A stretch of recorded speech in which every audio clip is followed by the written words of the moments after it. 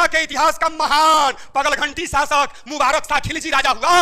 इसने शासन काल में कुछ नहीं किया, केवल एक काम ऐसा किया कि दुनिया में इसका नाम हो गया। यह नंगे दरबार में आया करता था, लेकिन गोर में जूता, माथा पर मुकुट पहनना नहीं भूलता था। आज आप लोगों को दो राजवंशों की कहानी सुनाने जा रहा हूं, गुलाम वंश और खिलजी वंश। इस दोनों राजवंश के शासनकाल में सिर्फ और सिर्फ कहानी है, इसीलिए केवल कहानी आपको सुनाएंगे। उसमें से लगभग सारा क्वेश्चन आपका बन जाएगा छोटा मोटा एग्जाम का, ठीक है। तो सबसे पहले गुलाम वंश हम शुरू करते हैं। आप लोग को कल मैंने इसके बारे में बतला दिया था कि दिल्ली सल्तनत पर सबसे पहले गुलाम वंश का शासन प्रारंभ हुआ था, जिसके पहले शासक का नाम था कुतुबुद्दीन ऐबक। कुतुबुद्दीन ऐबक दिल्ली सल्तनत और गुलाम भनभनाइए नहीं, दिल्ली सल्तनत और गुलाम वंश का पहला शासक था। इसे लाख बख्श के नाम से भी जाना जाता है। यह वह शासक था जो लाखों में दान दिया करता था, इसीलिए इसको लाख बख्श के नाम से जाना जाता है। कुतुबुद्दीन ऐबक वही शासक था जिसने लाहौर को अपनी राजधानी बनाई थी। याद रखिएगा, पूछा है कई बार, लाहौर को अपनी राजधानी बनाई थी। यह लाखों में दान देने के कारण संसार में बहुत ही चर्चित है, और जिस प्रकार हिंदू में कर्ण चर्चित है, सदा के लिए अमर है, वैसे ही मुस्लिमों में कुतुबुद्दीन ऐबक सदा के लिए अमर हो गया है, केवल दान देने की शैली के कारण। उस समय के महान सूफी संत कुतुबुद्दीन बख्तियार काकी की याद में इसने दिल्ली में कुतुब मीनार की नींव रखी थी, जिसके 3 मंजिल को आगे बढ़ाया था इल्तुतमिश ने, और सबसे अंत में फिरोज शाह तुगलक ने उसे पूरा करवाया था। यह 3 टर्म में आ रहा है बात, इसलिए ऑप्शन में कंफ्यूजन में नहीं आइएगा, बात 3 टर्म में आ रहा है। अगर पूछेगा नींव किसने रखी, तो कुतुबुद्दीन ऐबक ने। उसमें 3 मंजिल का निर्माण कुतुबुद्दीन ऐबक के बाद किसने करवाया, तो इल्तुतमिश ने। और अगर पूछेगा फाइनल किसने किया, तो फिरोज शाह तुगलक ने, है ना। 3 चरण में यह बात आती है। कुतुबुद्दीन ऐबक बहुत ही विशाल हृदय का राजा था। कुतुबुद्दीन ऐबक ने कई ऐसे कार्य किए जिसके लिए सदा ही इसको याद रखा जाएगा। याद रखिए, इन्होंने हसन निजामी और फक्र ए मुदब्बिर, नाम याद रखिएगा, हसन निजामी और फक्र ए मुदब्बिर, इन्हीं के दरबार की शोभा बढ़ाया करते थे। और उस समय वो दुनिया स्तर के विद्वान थे, वर्ल्ड क्लास के ज्ञानी व्यक्ति थे, और इन्हीं के दरबार में रहा करते थे। इन्होंने कुतुबुद्दीन ऐबक ने कई स्थापत्य का भी उदाहरण दिया, जिसमें से सबसे पहला तो यह है कि कुतुब मीनार की नींव रखी। इसके अलावा उसने कुछ और ऐसा काम किया जिसके लिए सदा उसे याद रखा जाएगा। दिल्ली में कुवल अल इस्लाम नामक एक भव्य मस्जिद का निर्माण करवाया था। इसके अलावा अजमेर में 2.5 दिन का झोपड़ा नामक एक भव्य मस्जिद का निर्माण करवाया था, जो आज भी स्थित है। यह सब मस्जिद आज भी स्थित है, ऐसा नहीं है कि मस्जिद गायब हो गया है, आज भी है, लेकिन उसका निर्माण कुतुबुद्दीन ऐबक ने ही करवाया था। कुतुबुद्दीन ऐबक इससे पहले कि कुछ और शासन कर पाते, इससे पहले कि कुछ और अपना राजपाट चला पाते, 1210 ईस्वी में चौगान, जिसको आज आप पोलो कहते हैं, जो घोड़े पे चढ़ के खेला जाता है, और घोड़े पे चढ़ के ही स्टिक से बॉल को गोल करना पड़ता है इस गेम में। और इसी गेम को खेलते वक्त, चौगान को खेलते वक्त, कुतुबुद्दीन ऐबक घोड़े से गिर गए। और घोड़े के लिए कुतुबुद्दीन ऐबक और दूसरे में क्या अंतर होता, संजोग से गर्दन पे घोड़ा का लात पड़ गया, जिस कारण से कुतुबुद्दीन ऐबक की दुखद मृत्यु हो गई, और इस महान दानवीर शासक के शासन का अंत हो गया। कुतुबुद्दीन ऐबक के बाद आराम शाह इस वंश का अगला शासक हुआ। यह कुतुबुद्दीन ऐबक का बेटा था, लेकिन नाम जैसे आराम था, वैसे ही कुतुबुद्दीन ऐबक का दामाद इल्तुतमिश ने उसको हमेशा के लिए आराम की नींद सुला दिया और उसकी हत्या करके सिंहासन प्राप्त कर लिया, यानी कि उसने दिल्ली सल्तनत का सिंहासन प्राप्त कर लिया। इल्तुतमिश ने 1210 से 1236 ईस्वी तक शासन किया था। याद रखिएगा, इल्तुतमिश ने अपना राजधानी लाहौर से चेंज करके दिल्ली को बना लिया था। बहुत इंपॉर्टेंट बात है, बराबर पूछा जाता है और दोनों में कंफ्यूजन आ जाता है। कुतुबुद्दीन ऐबक का इल्तुतमिश राजधानी अलग अलग है। ऐबक का राजधानी लाहौर था, इल्तुतमिश का राजधानी दिल्ली था। कुतुबुद्दीन ऐबक के बाद आराम शाह और आराम शाह के बाद इल्तुतमिश दिल्ली सल्तनत का राजा हुआ। इल्तुतमिश को कई कारणों से इतिहास में सदा के लिए याद रखा जाएगा, जिसमें से सबसे पहला कारण है इक्ता प्रणाली प्रथा की शुरुआत की थी। इक्ता प्रणाली एक ऐसी प्रथा थी जिसमें इल्तुतमिश ने सैनिक और सैन्य पदाधिकारियों को नगद वेतन देने के जगह जमीन देना शुरू कर दिया। याद रखिएगा, यह बहुत बड़ा पॉइंट है। नगद वेतन देने के जगह जमीन देने लगा और जमीन पे उसने कहा कि जितना लगान तुम वसूल सकते हो उतना लगान वसूलो, अपना सैलरी इतना तुम ऊपर कर लो। यानी हम तुमको पैसा नहीं दे रहे हैं, हम तुमको जमीन दे रहे हैं और आप आपस में जितना भी लगान लगाना है लगाइए, हमको टेंशन फ्री कीजिए, आप लगान खुद वसूलिए। यह हालांकि शुरू में तो बहुत ही प्रेरणाप्रद काम था उसका, लेकिन बाद में यह सल्तनत के लिए गले की हड्डी बन गई और मासूम जनता पर अत्याचार करने का उसने एक साधन प्रस्तुत कर दिया। सैन्य अधिकारी ऐसे ही थोड़ा कड़क स्वभाव के होते हैं और उनकी जमीन पर जो जो मासूम लोगों की बस्ती थी, घर था, वो उसको अपना मालिक समझ बैठे। जैसे जिसके जिसके हिस्से में जो जो जमीन आया, तो सैन्य अधिकारी तो यह समझ लिया कि जब तक हम जिएंगे तब तक के लिए जमीन मेरा है, हम इस जमीन का मालिक है, तो टैक्स वसूलने का अधिकार मेरा है। और उसने शुरू में तो सहुन्नता की नीति अपनाई, लेकिन बाद में लोभ ने छोड़ा किसे है? यह लोभ ही तो है कि इंसान आगे जो मन में आता है वो करते चला जाता है और लोभवश ही अपने सारे धर्म का नाश कर लेता है ना। तो इकता प्रणाली प्रथा से सबसे बड़ी समस्या ये आई कि मासूम जनता त्राहिमाम हो गई। अब जाता था इसका सैन्य अधिकारी और कहता था इतना तुम टैक्स भरो। अब गरीब जनता कहता हम तब मालिक के देते थे, मतलब सरकार के देते थे इतने पैसा, तो लात जूता का पिटाई या कोरे का पिटाई लगता था। कहता था हम मालिक हथियो तोहर, जे कहे छे उसे कर, ठीक है। तो उसने तमाम प्रकार का अन्याय करना सैन्य पदाधिकारी सब शुरू कर दिया। अन्याय केवल एक आर्थिक ही नहीं होता है, शारीरिक मानसिक बहुत प्रकार का अन्याय होता है जो अन्यायी लोग गरीबों के साथ किया करते हैं। और इल्तुतमिश ने ऐसा ही किया, अन्याय करना शुरू कर, इल्तुतमिश के पदाधिकारियों ने शुरू कर दिया। इसी को कहा जाता है इकता प्रणाली प्रथा। इसने एक और धमाकेदार प्रथा की शुरुआत की जिसका नाम था तुर्क ए चहलगानी, जिसे चालीसा दल के नाम से भी जाना जाता है। यह एक ऐसी प्रथा थी जिसमें इसने हर क्षेत्र में 40 तुर्क सरदारों, जो एकदम लंबा चौड़ा हट्टा काटा मुस्टंडा साढ़ जैसन था, वैसन 40 गो के गुट बना दिया हर इलाका में। आपके मन में आता होगा सर वो तो खुद सुल्तान था, वो ऐसा क्यों किया? तो वो बहुत चालाकी से ऐसा किया, उसका इसके पीछे उसका दिमाग था। उसने सोचा कि हम सारी जनता के मन की बात को तो नहीं समझ सकते हैं, कौन मेरे बारे में क्या सोच रहा है, लेकिन हर एरिया में अगर हम 40 गो रंगदार का फौज खड़ा कर देंगे तो वो तो जनता से जुड़ा हुआ है, तो इनडायरेक्टली वो सारा इंफॉर्मेशन हम तक पहुंचते रहता है। तो उस जमाने में जब कोई इल्तुतमिश के बारे में इधर उधर बात करता था तो तुर्क के चहलगानी का कोई आदमी जाके वहां इंफॉर्मेशन दे देता था, हुजूर फलनमा गांव में फलनमा सब ना आपके अगेंस्ट में बात करता है। तब बस उधर से वो आदेश सुना देता था कि जाओ और गमछा उमछा लपेट के या धोती फाड़ के लाते मुख के खानो। 40 पहुंचता था अपनी सेना लेके, लसार लसार के कादों में जनता को पिटता था और एक के लाइन में उसको समझा देता था कि अगर इल्तुतमिश के बारे में कुछ बोला तो थोपी लात मुख का सबसे तुमको पड़ेगा। मासूम जनता इस सिस्टम से त्रस्त हो गई और उसके मन में एक भय बन गया। शासन भय के नाम पे ही चलाया जाता है। शासन में अगर भय नहीं रहे, राम को क्यों पूजा जाता है, अशोक को क्यों अच्छा शासक माना जाता है? क्योंकि वो सहिष्णु हो गए थे। राम तो शुरू से ही सहिष्णु थे, सम्राट अशोक बाद में कलिंग युद्ध के बाद सहिष्णु हो गए। मतलब उनको ये लग गया कि हमने युद्ध तो जीत लिया, लेकिन युद्ध का क्या फायदा जब लाखों लोग मर गया, औरत सब हमको दैया मैया करके हमको शराप दे रही है। तो ये जो नियम है कि राजा अच्छा वही है, किंग वही राजा अच्छा है, कि आप अपने अनुसार नहीं चलाइए। जनता, भगवान राम विष्णु के अवतार थे, वो चाहते तो 4-4 घर में एक बार में अनंत राम प्रकट होकर सबके गाल में लगाते कि हमर कन्या करप्ट ठहरे, मारबो कि मुंह फुला देबो तोरा, है ना। वो एक बार में 4 झापट मारते हैं, मुंह फोड़ देते जनता का। लेकिन उन्होंने क्या समझाया सीता को कि हम लोग देव और देवी का अवतार हैं।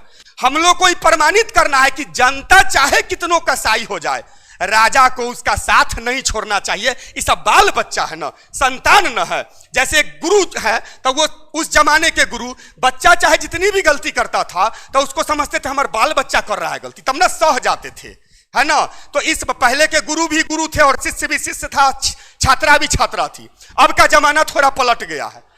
एक जमाना, उस समय आश्रम में सब रहता था। उस समय अगर गुरु कह देते थे कि ऐ बेटी तुम थोड़ा ना रात में मेरा सर दर्द कर रहा है, थोड़ा सा तुम मालिश कर देना रात में। तो वो लड़की अपने आप को सौभाग्यशाली समझती थी कि ओकरा नो कलखिन, हमरा कलखिन हन की माथा के मालिश कर देवेला।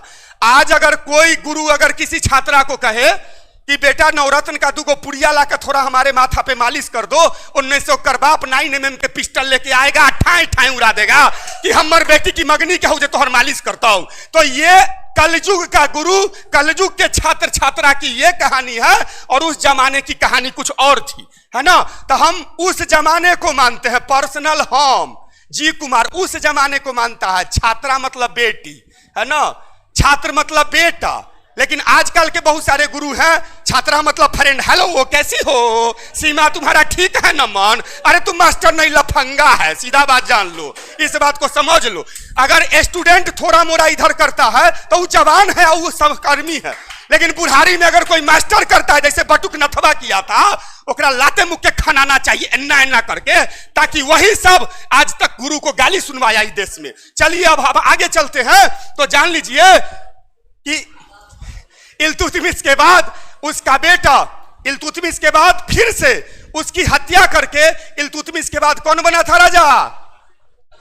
अरे बीच बीच में तू और बोल ही बुढ़वा, खाली हम बोलेंगे। अरे इल्तुतमिश के मारे बेटा था, लेकिन कोई पर विश्वास नहीं था इल्तुतमिश के। इल्तुतमिश एगो ऐसा शासक हुआ जेकरा सब बेटा पर शक था। एकरा में ही कमी हो, एकरा में ही कमी हो, एकरा में ही कमी हो। SMS भर दिन करे छौ, ई भर दिन मोबाइल चलबै छौ। तो इल्तुतमिश को हमेशा ऐसा लगा करता था कि हमारे बेटा में वो टैलेंट नहीं है। इसीलिए इल्तुतमिश ने काफी सोच समझकर अपनी लाडली बेटी रजिया को सिंहासन के लिए चुना। इसका बड़ा बेटा का नाम था बहराम शाह। बहराम शाह ने इस बात का विरोध किया अपने पिता से कि भाई एक बात बतलाइए, आज तक का जो इतिहास आया है हिंदू से लेके मुस्लिम तक, उनमें सब अपन अपन बेटा के, बड़का बेटा के या बहुत से बहुत होगा तो छोटका बेटा को चुना है, जिसको पसंद करता है। लेकिन आपके दिमाग में कौन कीड़ा चल रहा है कि आप बेटी को चुन रहे हैं कि हम इसको रानी बनाएंगे? तो उसने कहा इल्तुतमिश ने कि सुनो, मेरे नजर में तुम सब नालायक निकम्मा से टैलेंटेड हमारी बेटी है, एहला एकरे रानी बनाएंगे। और इसके कारण लाख विरोध होने के बावजूद उसने पूरे इतिहास में रचना करते हुए, इतिहास को बदलते हुए उसने रानी बनाया रजिया सुल्तान को, जिसने 1236 से 1240 ईस्वी तक मात्र 4 साल शासन किया। लेकिन यह दुनिया की पहली शासिका है पूरे वर्ल्ड की, वर्ल्ड भारत नहीं, जिसने मात्र 3 महीना 3 साल 6 महीना 6 दिन शासन किया। 3 साल 6 महीना 6 दिन और दर्जनों बार पूछा है कंपटीशन में। कोई ऐसा शासक नहीं है जिसके बारे में पूछा जाता है कि कौन राजा कितना महीना कितना दिन शासन किया। इतना फालतू समय लोग के पास नहीं है सेट करने का। लेकिन इसका 3 साल 6 महीना और 6 दिन ऐसा ताकतवर और धाकर शासन इसने किया कि पूरा मर्द जाति का मोछ मुड़वा दी और पूरा मर्द को सिद्ध कर दी कि महिला दी बेस्ट है और महिला कोई से कम नहीं है। यह सबसे पहले अपने हाव भाव को चेंज की और मर्द वाला कपड़ा पहनकर, यानी कि कोट पहनकर और टोपी पहनकर दरबार में शानो शौकत के साथ सिंहासन पर बैठने लगी। इतना ही नहीं, इसने अपने शासन काल में सबों को यह संदेश दे दिया कि महिला पर जो अन्याय करेगा उसको जैसे को तैसा वाला दंड मिलेगा। हाँ, जे करेगा महिला के खिलाफ, तुम जो बदतमीजी करेगा उसके लिए तुमको उचित दंड दिया जाएगा। और इस कारण से इसने संदेश दे दिया सभी महिलाओं को कि आपको डरने की जरूरत नहीं है। ऐसी ही महान शासिकाओं के कारण आज धीरे धीरे डेवलप होकर महिला अधिकार की बात करती है, नहीं तो पहले कहां करती थी, है ना। तो याद रखिए, रजिया सुल्तान ने अपने शासन को चलाना शुरू किया जैसे को तैसा की नीति पर आधारित इसकी शासन प्रणाली थी। लेकिन बाप रे बाप, ही देश का दुर्भाग्य है कि कोई बढ़िया हीरो जब शासन चलाता है तो कोई ना कोई लड़की आकर जय जय सिया राम कर देती है। तभी एगो जो नायिका निकली हीरोइन रजिया सुल्तान, एहो नहीं बची, एगो निकम्मा आकर एकरा बर्बाद कर दिया। जेकर नाम बतलाओ इसमें से कोई जानते हो? अबसिनियाई अमीर था, नाम था याकूत खां। याकूत खां से इसका विशिष्ट घनिष्ठता चलता था। याकूत खां से इसकी विशिष्ट घनिष्ठता चलती थी और दोनों बराबर एक दूसरे से मिला करते थे, जिस कारण इसका भाई बहराम शाह, देखिए राजनीति में ना कोई के कोई भाई है, ना कोई के ना कोई बाबू है, ना कोई के ना कोई चाची है, ना कोई के कोई बेटा है। राजनीति में ऑल आर करप्ट, है ना, यही राजनीति है। तो उसके भाई को तब सीना पर सांप लोटल था। साला हमर बाप पगल घंटी ओकरा बना दिया रानी, हम छुच्छे चले गए ने। तो हमेशा मौका खोजा करता था कि ऐसा कोई ना कोई काम ही करे कि हम एकरा फंसाए। हुआ यह कि याकूत खां से ज्यादा प्रेम संबंध रखने के कारण इसके भाई को कहने का, चुटकी लेने का मौका मिल गया। आई धीरे धीरे तुर्क सरदार को उल्टे अपने बहन के खिलाफ भड़काने लगा कि देखा छो ना कलहू गेले मिले, आइयो गेले हन मिले, देखा छो ना चाल चलन कि केहन चाल। बहन के बारे में उसने भड़काना शुरू कर दिया कि देखिए हमारी बहन बिगड़ल है, आइए अब इसका चरित्र खराब है। अब दूसरा तो भाई चुस्की लेवे करेगा, जेकर भाई ये प्रचार कर रहा है तो दूसरा आदमी तो चुस्की लेगा इस बात पे, और यही हुआ। लेकिन चूंकि रजिया सुल्तान महान शासका थी और रक्त एवं तलवार की नीति पर शासन करती थी, और सब जानता था कि ये मधुमक्खी के खोता हो, ढेपा मारवा ही मुंह कान सब हमोर लेते ऊपर से नीचे तक, इसीलिए कोई उसके सामने टिनिर मिनिर नहीं करता था। लेकिन एक और ऐसी घटना घट गई जिसने रजिया सुल्तान की हिम्मत को तोड़ दिया। ई जेकर भाई था बहराम शाह, एक एगो दोस्त था सरहिंद का सूबेदार, बहुत स्ट्रांग पर्सन, नाम था अल्तुनिया। ओकरा जाके भड़का आया कि एक काम कर ना, तू हमर बहन के खिलाफ विद्रोह कर दे। तो बोला ए भाई तू हमरा कटबेबे की, तोहर बहिने नाही नागिन हो, आ तू कहे छी विरोध करे भबोक लेगी, हमको हबोक लेगी। तो बोला रे हम हतियौ ना, घर के भेदी लंका ढाए, इतिहास गवाह है। जब भाई होके हम कह रहे हैं तो तुमको काहे का टेंशन है, तुम एकदम इसके खिलाफ विद्रोह करो। तो बोला एक गारंटी, बोला हम गारंटी लेते हैं, हम लेते हैं गारंटी कि तुम्हारे खिलाफ अगर वो बोलेगी तो हम उसके खिलाफ बोलेंगे। और यही हुआ, अल्तुनिया को भड़का दिया। अल्तुनिया जब सरहिंद का सूबेदार जब भड़का तो रजिया सुल्तान अपनी सेना की टुकड़ी ली और चल दी सरहिंद, क्योंकि उसको दबाना था उसके विद्रोह को। अब उनने जब गई ना तो इनने तो प्रोग्राम था तुर्क सरदार और इसका बहराम शाह का। तो तुर्क सरदार बोला कि रे सुन न, तू बैठ जो सिंहासन पर। बोला मर्दे पागल हो गेली की, रे बैठ के ना जब ऊपर, रानी है आ बैठबई हम। बोला तू बैठ न, जक्कर लाठी ओकर भैंसी, तू बैठ, हमार हते सोटा लेकर खारा तोहर अगुरबाही में।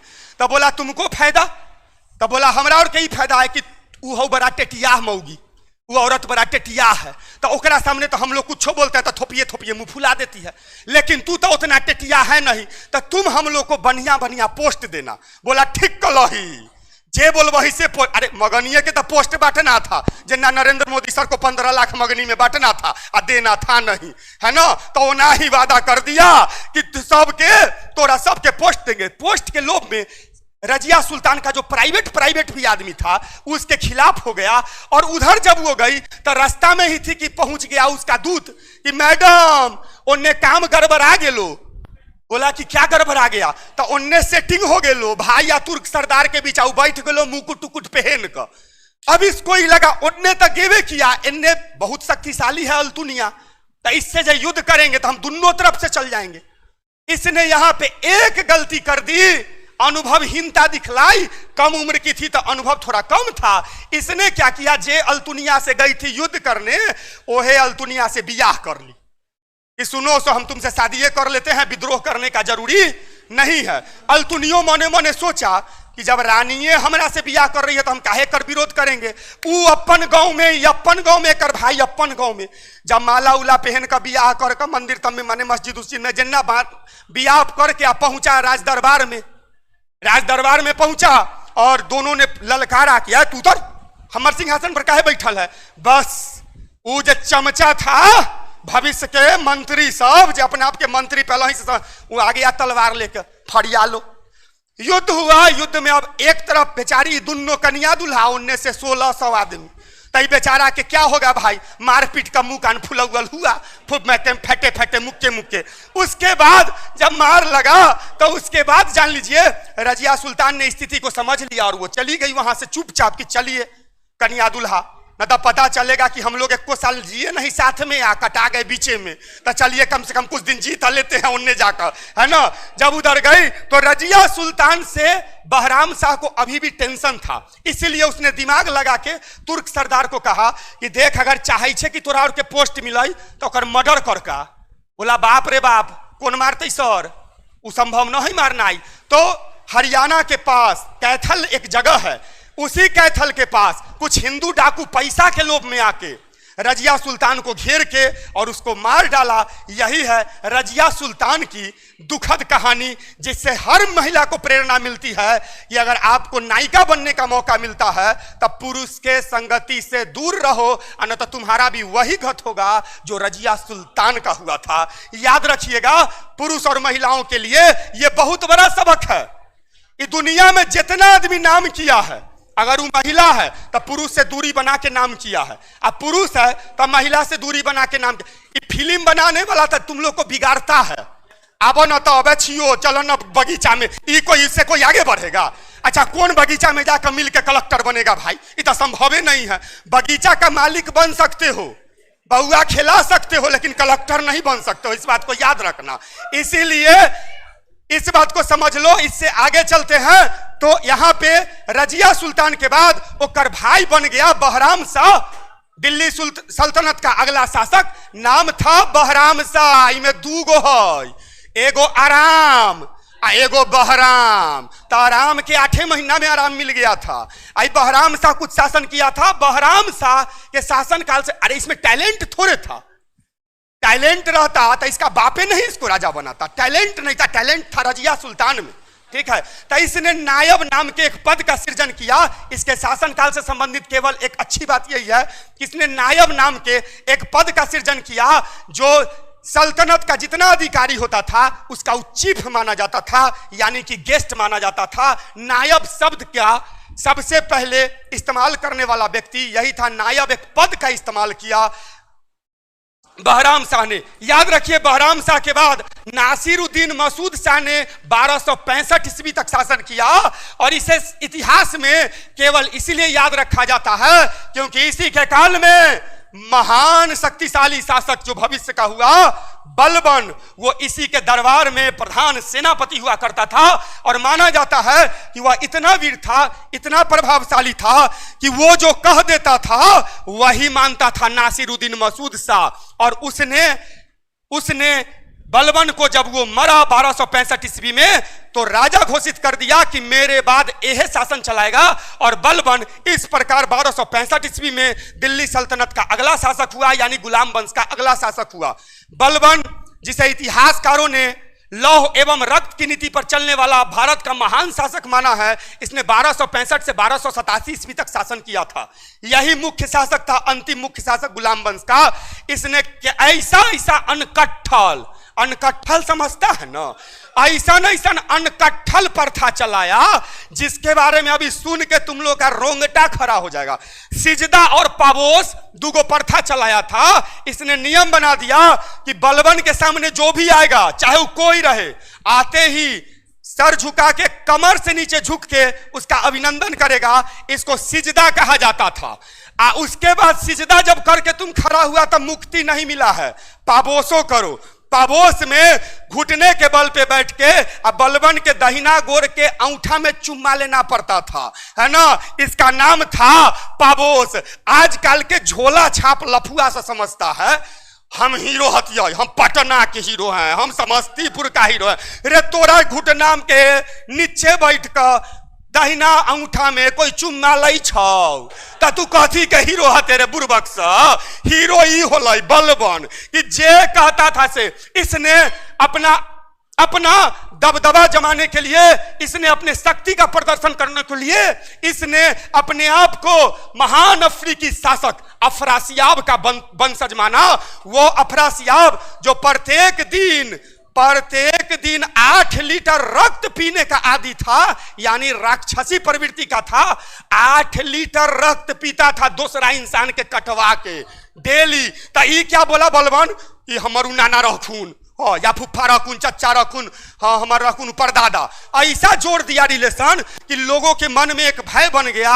अरे बाप रे बाप, ये तो कही रहलू कि खून पिए वाला हमर हो रिलेटिव, तो साला तो अपने खूनी है ना। और इस प्रकार उसने कोहराम मचा दिया पूरे भारतवर्ष में, और उसके सामने कोई व्यक्ति नहीं था जो उससे टक्कर ले पाता। यह इतना शक्तिशाली व्यक्ति था कि इसने जो कहा मानना दूसरे की मजबूरी हो गई। बलबन ने ही नवरोज प्रथा का शुरुआत किया था। ये एक त्योहार है, फेस्टिवल है, किसके? मुस्लिम भाइयों के लिए। नवरोज प्रथा का शुरुआत करने वाला व्यक्ति बलबन ही था। बलबन ने ही नवरोज प्रथा का शुरुआत किया था। बलबन भारत के इतिहास में केवल अपने रक्त एवं तलवार की नीति के कारण जाना जाता है। और बलबन के बाद जो अगला शासक हुआ वो महत्वपूर्ण नहीं था। गुलाम वंश का अंतिम शासक क्यूमर्स थे। क्यूमर्स इस वंश के अर्थात गुलाम वंश के अंतिम शासक हुए। गुलाम वंश के बाद दिल्ली सल्तनत पर खिलजी वंश का शासन प्रारंभ हुआ, जिसके पहले शासक थे कौन थे? गियासुद्दीन खिलजी। उसने 1290 से, आज सिर्फ कहानी है इसलिए थोड़ा सा सुनिए, कहानी है, आज लिखने उखने वाला कुछ नहीं है, इसलिए कहानी सुनो, है ना। दादी नानी जब कहानी सुनानी आई है, दादी अम्मा, तो तुम लोग बैठ के बच्चा की तरह सुनो, है ना। और इसके बीच में मैं अपने बेटे साकेत को आज बर्थडे की शुभकामना देता हूं, और क्लास लेने के बाद आपके घर पहुंचूंगा बेटा, क्योंकि आपके बर्थडे में केक खाने से ज्यादा जरूरी मुझे लगा इन बच्चों को पढ़ा के आना। इसीलिए आपके पास जब ये वीडियो पहुंचेगा यूट्यूब पे, आप देखते ही हैं, मेरा फैन है, तो आप समझ लीजिए आपको हैप्पी बर्थडे है। और हम पहुंच रहे हैं 2-3 घंटा के अंदर, है ना। विपिन सर वाला बढ़िया का कार लेकर, ठीक है। अब हमारे गिफ्ट लाएंगे, तुम्हारा सारा नाराजगी दूर कर देंगे, ठीक है। चलिए, है ना, जरा हम बोले थे कि तोर कन्या छोड़कर भाग जाता। जलालुद्दीन फिरोज खिलजी, खिलजी वंश का पहला शासक था, और यह 1290 से 1296 तक शासन किया। 1290 से 1296 तक जलालुद्दीन फिरोज खिलजी ने शासन किया। यह खिलजी वंश का संस्थापक था। क्यूमर्स की हत्या करके यह खिलजी वंश का राजा बना था। यह काफी सहिष्णु व्यक्ति था, और इसका एक स्टाइल पूरे भारत नहीं विश्व में प्रसिद्ध है कि मैं एक सीधा साधा इंसान हूं, मैं एक सीधा साधा मुसलमान हूं, और किसी का भी रक्त बहाने में मेरी अपनी आत्मा रोती है। यह गजब का एक स्टेटमेंट दिया था इसने एक प्रकार से पूरे भारतवर्ष में संदेश दिया कि हम तुम्हारी क्षति कभी नहीं पहुंचाएंगे, हमें शासन करने दो आराम से, हम तुम्हें कोई भी। इसने किलो खड़ी या कीलगढ़ी को अपनी राजधानी बनाया, जो उत्तर प्रदेश में पड़ता है। इसके बाद इसका बेटा अलाउद्दीन खिलजी, खिलजी वंश का अगला शासक हुआ, जिसने 1296 से 1316 ईस्वी तक शासन किया। अलाउद्दीन खिलजी, याद रखिएगा, असाइनमेंट में सब बात मिल जाएगा, ठीक है।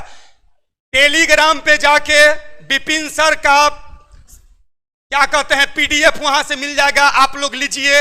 हमारा रात का नींद खराब मत किया कीजिए कि पीडीएफ नहीं मिलता है, पीडीएफ नहीं मिलता है। ई तो मास्टरवा हमारा पीडीएफ नहीं देता है।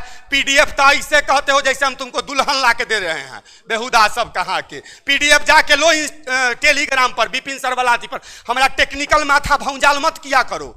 इतना कमेंट आता है पीडीएफ नहीं मिलता, एक आध को लिखता है सर आप जितना अच्छा बोलते हैं उतने खराब काम करते हैं, पीडीएफ नहीं मिलता है। अरे पीडीएफ नहीं मिलता है भगवान, मोबाइलवा तो के बर्बाद कर दिल कहूँ।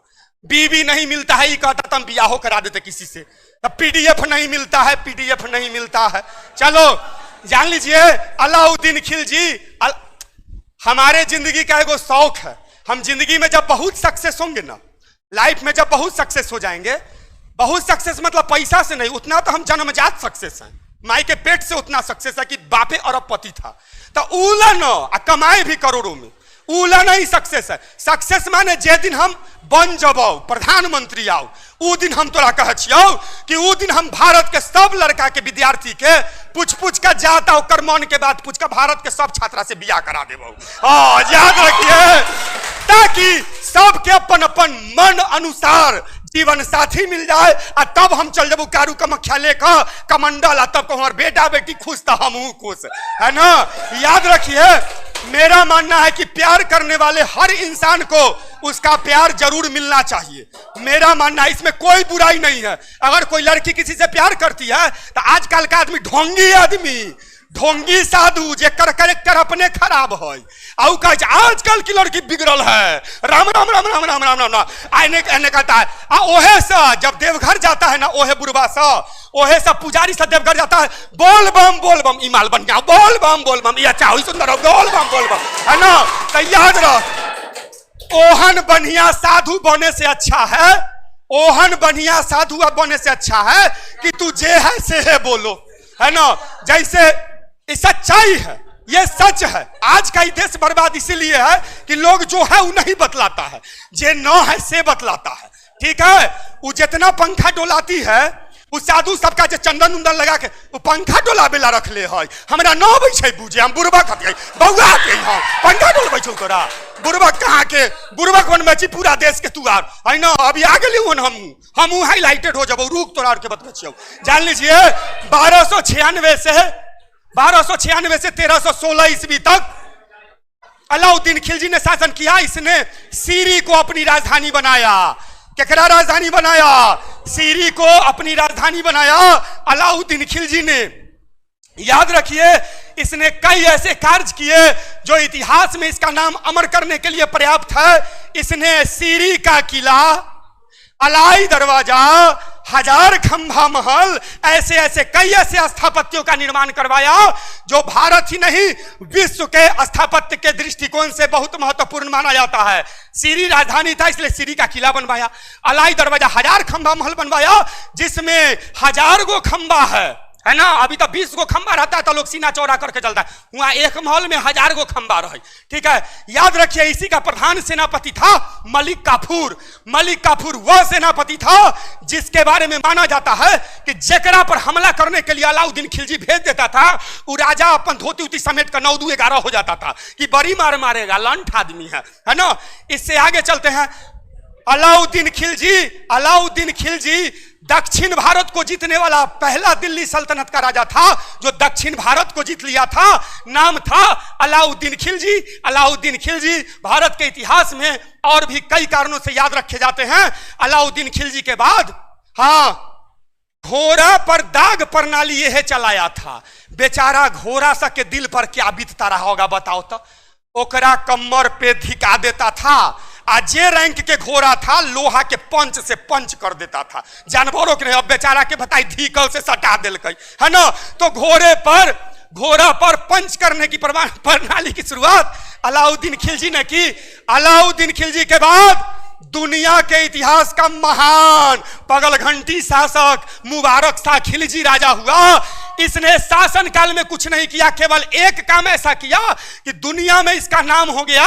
यह नंगे दरबार में आया करता था लेकिन गोर में जूता, माथा पर मुकुट पहनना नहीं भूलता था और पीछे से दासी तो पंखा डोलाते आती रही होगी। वो बेचारी से सोचती रही होगी कि या अल्लाह कौन जन्म का कुकर्म किए हैं कि पगल घंटी के हम दासी बन गए हैं। याद रखिए, मुबारक शाह खिलजी के बाद कोई भी महत्वपूर्ण शासक नहीं हुआ। खुसरो या खुसराव शाह खिलजी इस वंश के अंतिम शासक हुए। अब आप लोगों को हमें जाने देना चाहिए क्योंकि हमारा बेटा इंतजार कर रहा है। जय हिंद।